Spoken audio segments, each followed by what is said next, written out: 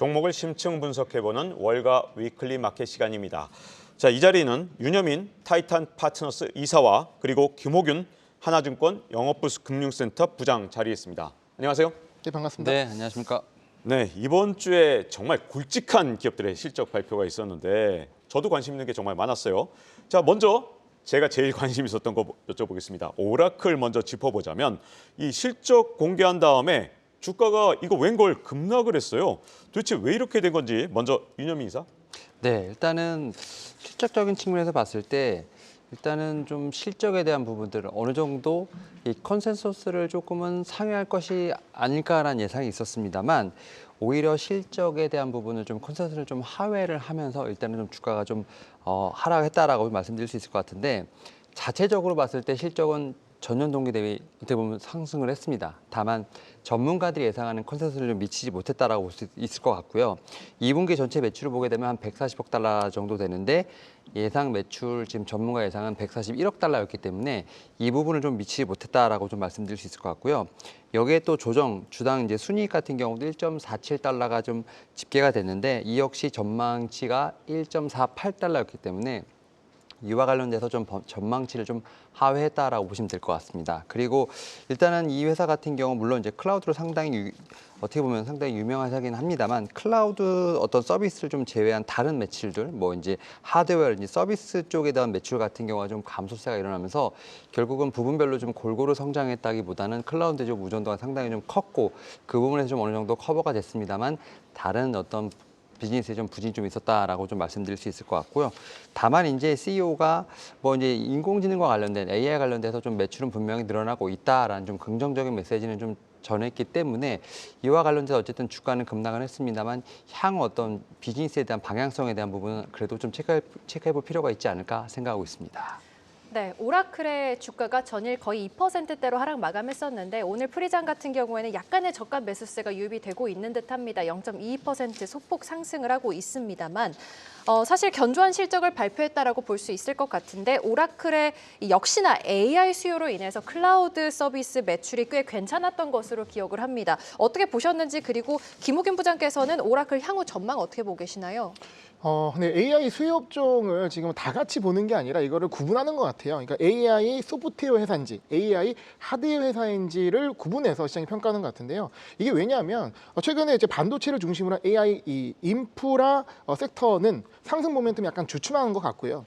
그 반면 AI 소프트웨어 쪽 같은 경우는 상승 모멘텀이 굉장히 가파른 상황입니다. 그래서 AI 데이터 센터의 수요가 어떻게 보면은 좀 견조한 측면이 있는데 장기적인 관점에는 긍정적이지만 이 폭발적인 증가를 볼 것 같지는 않다라는 시장의 어떤 기대가 의견이 좀 반영된 것 같고요. 어떻게 보면은 즉 하드웨어 영역에 있어서는 이 실적을 기반으로 판단하겠다. 그리고 이 소프트웨어 영역에 있어서는 좀 기대감을 갖고 밸류에이션을 매기겠다. 이런 시장이 반영된 결과가 아닌가. 그래서 이런 영향을 받아서 주가가 움직이지 않을까 생각을 합니다. 네, 저는 이 어도비에 좀 관심이 많은데 어도비가 실적을 공개했는데 주가가 거의 14%가 급락을 했거든요. 근데 제가 어도비에 직접 정기 구독을 하고 있는데 프로그램을 써보면 어쩔 수 없이 구독료를 내야 되긴 합니다. 근데 좀 아쉬운 건 AI한테 제가 그려보라 그러면 제대로 그리는 게 별로 없거든요. 혹시 이런 것들이 혹시 실적하고도 연관이 됐는지 뭐가 연관이 있었는지 윤여민 이사 어떻게 보셨습니까?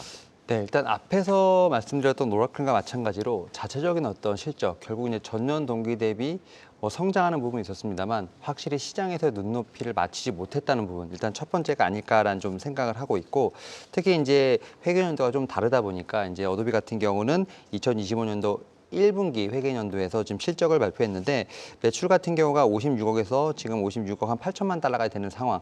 다만 이제 가이던스 같은 경우가 좀 전망치를 좀 하회하는 어떤 그런 모습을 보면서 어쨌든 주가 자체는 좀 급락을 했다라고 좀 말씀드릴 수 있을 것 같고 다만 이제 4분기 실적은 어느 정도 상회를 했던 부분들 결국 이제 시장의 눈높이는 그래 올해는 좀 어떻게 잘했으니까 내년에 좀 어떻게 할 것이냐라는 어떤 그 가이던스에 대한 부분을 좀 상당히 높게 잡았는데 그 부분을 좀 어느 정도 충족하지 못했다라고 좀 말씀드릴 수 있을 것 같고 지금 앵커님 말씀하셨던 것처럼 AI 관련된 부분에서 과연 어떤 퍼포먼스를 보여줄 수 있을까에 대한 부분들 다만 이제 오픈 AI 쪽에서도 보면 소라라는 어떤 그런 동영상 AI가 나오다 보니까 사실 저는 좀 그런 부분에서 좀 고객의 어떤 투자자들의 어떤 기대치가 상당히 높아진 상황이기 때문에 그와 관련된 수익화에 대한 부분들 이런 부분들 좀 더 면밀하게 좀 체크하지 않나 생각을 하고 있고 네. 그런 부분에서 약간의 좀 실망감도 분명히 있지 않을까 생각합니다. 근데 이 소라는 아직도 이 구독 기반으로 당장 돈을 많이 버는 게 아니고 어도비는 어쨌든 시장을 장악하고 지금 다양한 방식으로 구독 서비스를 하고 또 네. 구독료를 받고 있단 말입니다. 이건 아무래도 좀 어도비한테는 좀 장점이 아닐까요? 그 말씀하셨던 것처럼 분명히 이제 어도비 같은 경우도 이미지 생성 프로그램을 통해서 지금 수익화를 하는 모델이 있습니다만 지금 대부분의 뭐 외사 지금 증권사 같은 경우는 목표가를 좀 하향 조정한 부분이 있다라고 말씀드릴 수 있을 것 같고 그 이유는 지금 가시적인 어떤 성과를 내고 있습니다만 시장의 어떤 기대치가 상당히 많이 올라갔다는 점, 결국 이제 AI 소프트웨어 쪽에서 봤을 때 어떻게 보면 지난주에 말씀드렸던 그런 종목들과는 다르게 실적의 가이던스가 많이 좀 내려갔다는 점에서 봤을 때 전망에 대한 부분이 조금은 부정적이지 않나라는 좀 생각을 하면서 결국은 좀 이런 부분을 내년에 좀 퍼포먼스로 좀 보여줘야 되는 어떤 그런 숙제를 안지 않았나라고 생각을 하고 있습니다. 사실 이 어도비의 실망스러운 가이던스 패턴은 이번이 처음이 아닙니다. 지난 분기에 이어서 반복이 되고 있다라고 볼 수가 있을 것 같은데 지금 뭐 이미 잘 말씀을 해주셨습니다만 단기적으로 봤을 때는 생성 AI가 수익화가 될 때까지는 시간이 좀 걸려 보인다라고 생각을 해서 이제 장기적으로 봐야 할 것 같은데 장기적으로 봤을 때는 어떤 기준을 좀 보면서 어도비의 투자를 이어나가면 좋을까 이런 생각도 들거든요. 어떻게 좀 생각을 하시나요, 윤여빈 이사님? 지금 말씀하셨던 것처럼 결국 이제 수익화 모델에 대한 부분을 어느 정도 좀 체크해 볼 필요가 있지 않을까 생각을 하는데 지금 이미지 생성 프로그램인 파이어플라이와 그다음에 이제 크리에이티브 클라우드를 통해서 추가적으로 소프트웨어에 대한 부분들 분명히 좀 제공을 하면서 실적에 대한 부분을 좀 확인할 수 있는 어떤 그런 계기가 좀 필요하지 않을까라는 좀 생각을 하고 있고요.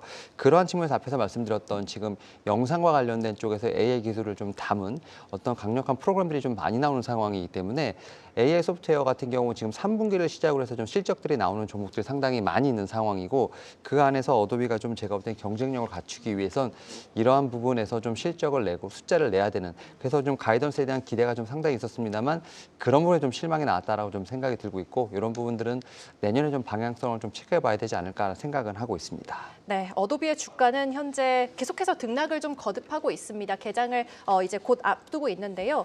하지만 오늘장의 주인공이다라고 할 수 있는 종목은 브로드컴이 아닐까라는 생각이 듭니다. 브로드컴이 S&P 500 그리고 나스닥 100 지금 선물 시장에서 가장 크게 움직임을 보이고 있는 종목 중에 하나인데 실적 자체 좀 어떻게 보셨는지 궁금합니다. 윤여빈 이사께 여쭤볼까요? 네, 일단은 이 회사 같은 경우 이제 2024년 회계 연도와 관련돼서 전체적인 실적이 좀 아웃퍼폼했다라고 좀 말씀드릴 수 있을 것 같은데 뭐 총 매출 같은 경우는 지금 51빌리언 달러를 좀 기록을 하면서 전년 대비 44% 이상 좀 급등했다라고 말씀드릴 수 있을 것 같고 이 가운데서 인프라 소프트웨어 매출 같은 경우는 전년 대비 181%좀 성장을 하면서 일단 실적 자체가 상당히 아웃퍼폼했다라고 좀 말씀드릴 수 있을 것 같고요.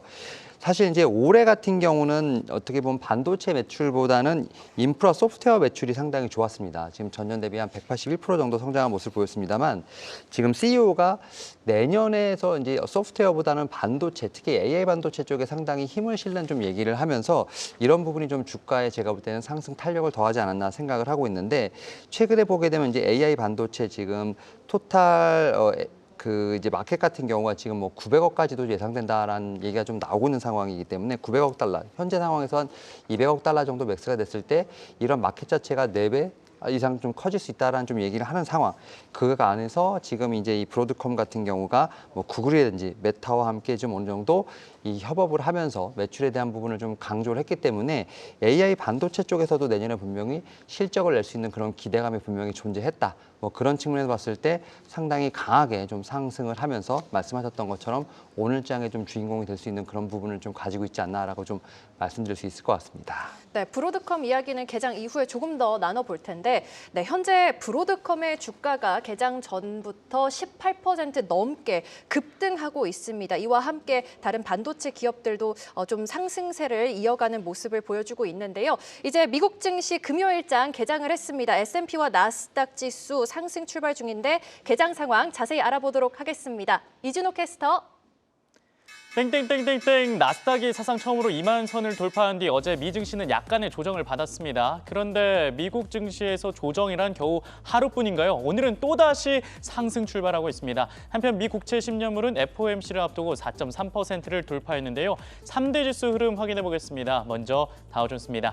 다우존스 0.12% 상승 중에 있습니다. 43,961선 지나고 있습니다. S&P 500 지수 확인해 보시죠. 0.33% 상승하고 있습니다. 6,071선 네, S&P 500입니다. 나스닥 선물 지수 확인해 보시죠. 0.73% 상승하고 있습니다. 21,809선 지나고 있습니다.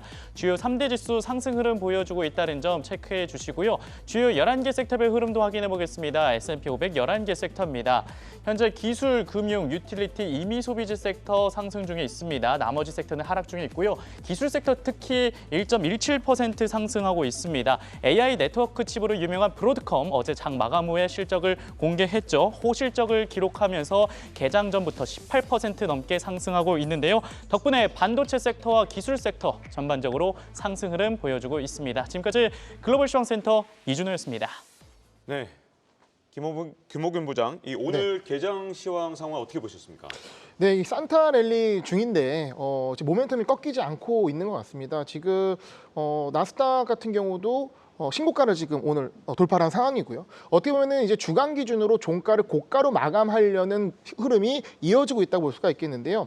한 주간 주요 이벤트를 살펴보게 되면 수요일 날 CPI가 나왔는데 이게 예상치 부합하게 되면서 이게 굉장히 시장이 환호하고 주가가 많이 올랐거든요. 그리고 금리 예상 자체가 페드와치 기준으로 거의 98% 정도 금리 인하를 예상하는 흐름이 나왔습니다. 그리고 그 다음 날에 이어진 PPI 정도가 중요했었는데 예상치를 좀 넘는, 즉 물가가 좀 부담스러울 거로 예상했는데 시장은 이거를 크게 반영하지 않고 오히려 증시가 올라가는 모습이 나왔거든요. 그만큼 시장이 강한 모습입니다. 저는 오히려 흥미로운 점은 어제 이 트럼프 후보의 그 오프닝 벨.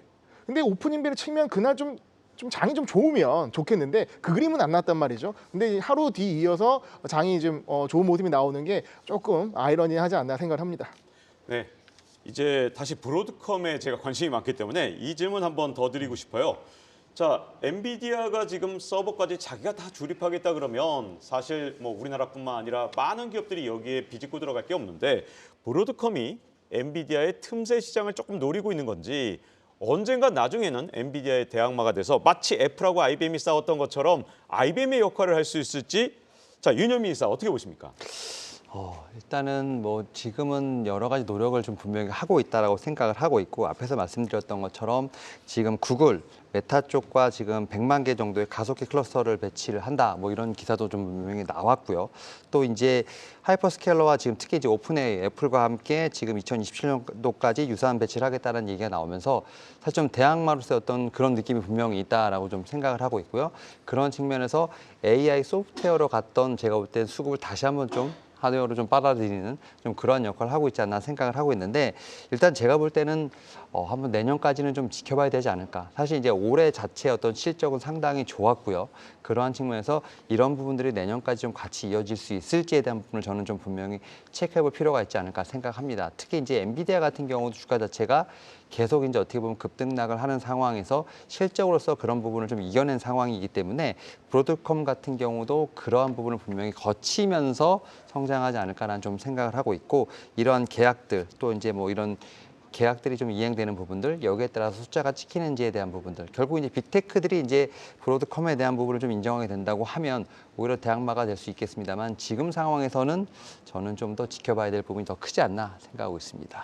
네, 근데 이게 같은 AI 관련주인데 좀 억울한 주식도 좀 있고요. 좀 혼자서 잘 나가는 경우도 있는 것 같습니다. 이렇게 AI 관련주들인데 성적표가 엇갈린 이유가 있다면 어떻게 보십니까, 김호균 부장? 예, 이번 주 실적 발표된 기업들을 보면은 이 최근 AI 소프트웨어에 대한 관심이 높은데 이 중소형주 소프트웨어 기업도 있었고요, 대형주의 소프트웨어 기업도 있었습니다. 그리고 하드웨어 인프라 측면의 관련 기업도 2개 기업이나 포함이 됐습니다.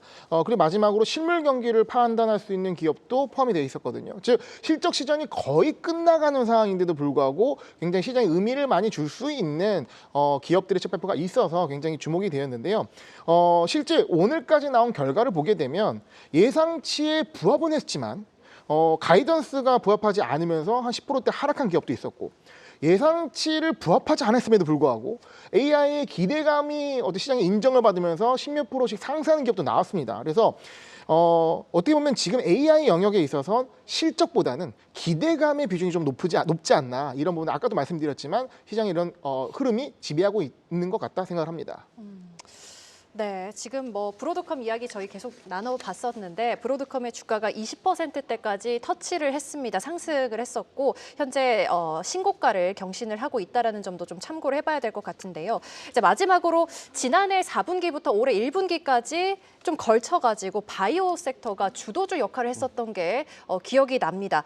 올해도 좀 비슷한 흐름을 보여줄 수 있을까라는 생각이 들기도 하는데 이번에 12월 같은 경우에는 또 중소형주들이 워낙 강했어가지고 어떻게 생각을 하고 계신지 궁금하거든요. 먼저 윤여민 이사께서는 어떻게 보시나요?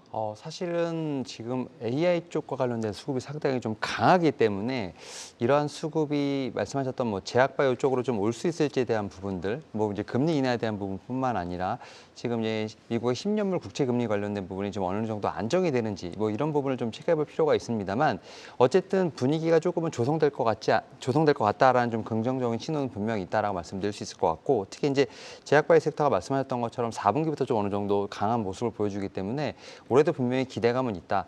다만 이제 제약바이오 섹터도 보면 그 안에 여러 가지 좀 테마라든지 섹터가 좀 있다라고 좀 생각이 드는데 미국에서 보게 된다면 가장 강했던 제가 볼 때는 테마는 좀 비만 치료제 쪽이 아닌가라는 좀 생각을 하고 있습니다. 네. 특히 뭐 지금 뭐 미국의 최고의 인플루언서라고 볼 수 있는 일론 머스크에 대한 어떤 언급부터 시작을 해서 뭐 최근에 보게 된다고 하면 여러 좀 업종이 움직이는 상황에서도 비만 치료제도 좀 같이 움직인다라고 말씀드릴 수 있을 것 같고 그 가운데 이제 선두주자가 좀 일라이 릴리가 아닐까라는 좀 생각은 하고 있습니다. 뭐 작년부터 지금 이제 젯바운드 비만 좀 이쪽에 좀 승인이 되면서 어쨌든 매출이 올라가고 있는 상황. 그리고 이제 앞으로 이제 비만이라든지 당뇨 치료제 쪽에서 어떤 추가적인 뭐 치료가 나오게 된다고 하면 다시 한번 좀 반등세를 보여줄 수 있지 않을까라는 좀 생각을 하고 있기 때문에 지금 상황에서 보게 된다면 제약바이오 섹터가 좀 전체적으로 움직인다기보다는 그 안에서 좀 모멘텀이 있는 좀 섹터로서 좀 종목들의 좀 선별 작업이 필요하지 않을까 생각하고 있고 저는 이제 제약바이오 안에서 좀 비만 치료제 관련된 종목들이 좀 4분기에 좀 금리 인하에 대한 기대감에다가 좀 긍정적인 어떤 실적에 대한 부분까지 좀 더해지게 된다고 하면 한번 움직일 수 있는 자리는 분명히 있지 않을까라고 좀 생각을 하고 있습니다. 네, 이 마지막 분기에 이 비만 치료제, 특히 이 GLP-1 관련된 기업들을 좀 주목을 해보면 좋겠다라는 생각을 전해주셨는데 그렇다면 마지막 분기 주도 섹터 김우겸 부장께서는 어떤 거 보고 계신지 궁금하거든요. 네, 제가 이제 시장의 어떤 섹터별 흐름 한눈에 볼 수 있는 마켓맵 사진을 좀 갖고 왔는데요. 이렇게 보시게 되면 반도체 업종을 제외하고 빅테크 위주의 상승세가 좀 이어지고 있다는 걸 확인할 수가 있습니다. 그러니까 이게 좀 주간 데이터로 지금 말씀을 드리는 건데요. 어떻게 보면 이제 반도체를 제외한 빅테크 기업들이 상승을 하게 되면 시총 상위 기업이기 때문에 지수가 올라가는 건 당연한 그림이 로 볼 수가 있겠습니다. 그러면 최근 증시가 이렇게 많이 올랐냐 했을 때 이런 영향이 있을 것 같고요. 근데 그렇게 보면 그 외의 영역들, 그러니까 다른 어떤 섹터들 같은 경우는 의외로 이런 랠리에 동참하지 못하고 있다는 것도 확인할 수가 있습니다. 그래서 산타랠리의 핵심을 보게 되면 최근 3주 연속 중소형 혁신주 이런 업종에 굉장히 많은 이제 그 변동성과 상승세가 이어지고 있는데요. 이런 상승세가 지수 전반이 아닌 양극단, 즉 빅테크와 중소형 이 혁신주에 몰리고 있다라는 점도 주목해 볼 만한 것 같습니다. 그래서 이것들이 왜 일어나는지 보게 되면 이 산타랠리와 동반한 거거든요. 어떻게 보면 이 산타랠리라고 하게 되면 이게 특정 시점, 그러니까 뭐 크리스마스 때 이제 산타 할아버지가 선물을 준다는 느낌의 랠리라고 생각을 하는데 시기적 수급적 요인 때문에 우리가 산타랠리가 항상 있다고 언급을 하게 되는데요. 이것이 어떻게 보면 수급적 요인에 있어서도 기관 쪽 영향과 개인의 영향이 좀 바뀌는 것 같습니다. 그래서 기관 같은 경우는 산타랠리 원인 중에 하나인 이 기관의 윈도우 드레싱, 즉 수익률을 맞추기 위해서 성과가 좋은 빅테크 기업들을 매수하는 흐름들이 나오게 되면서 빅테크들이 이제 좀 후반부에서 강한 좀 뒷심을 발휘하는 그림이 이어져 있는 상황이고요. 개인들도 마찬가지입니다. 연말에 이 흔히 말하는 이제 그 연금 납입 수요가 상당하거든요. 이런 것들이 상당히 모이게 되면서 개인들은 아무래도 안정적인 성향을 갖고 있는 분들은 빅테크를 하지만 그렇지 않은 분들은 변동성 높은 종목들을 하기 때문에 이런 부분들이 시장에서 작용하는 것 같습니다. 네. 잘 들었습니다. 네, 지금까지 타이탄 파트너스의 윤여민 이사 그리고 하나증권 영업부 금융센터의 김호균 부장과 함께했습니다. 두 분 도움 말씀 고맙습니다. 고맙습니다. 감사합니다. 감사합니다.